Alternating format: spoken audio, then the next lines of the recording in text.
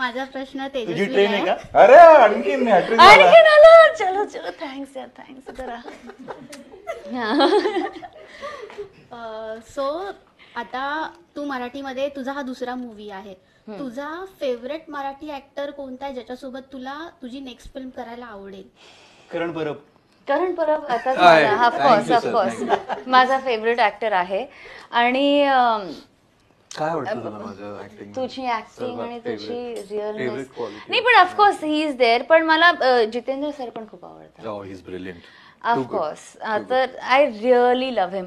आणि I feel like Marathi cinema necessarily प्रत्येक cinema जेवढे फिल्म्स मला आवडलेत ना, ते नेहमी असे लव्ह स्टोरीजवर नाही राहिलेत.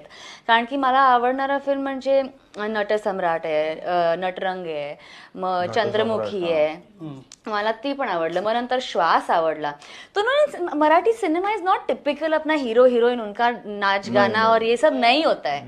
तो उसमें ना ये मेरे को सवाल का जवाब कैसे दूं मुझे समझ नहीं आ रहा कि मैं इस हीरो के साथ काम करना चाहूंगी, क्योंकि मुझे नहीं लगता उससे कोई भी फर्क पड़ता है. Very intelligent answer.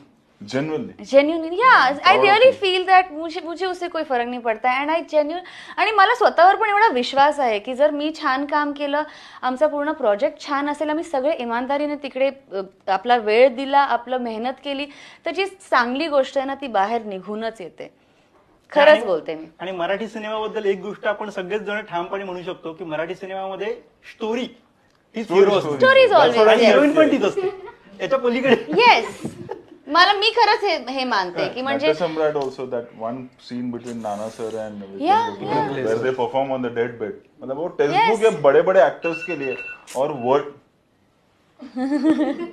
बराबर है, लेकिन अलार्म क्लॉक वाला साउंड भी है. ऐसा उठने का दिल किया अभी सडनली.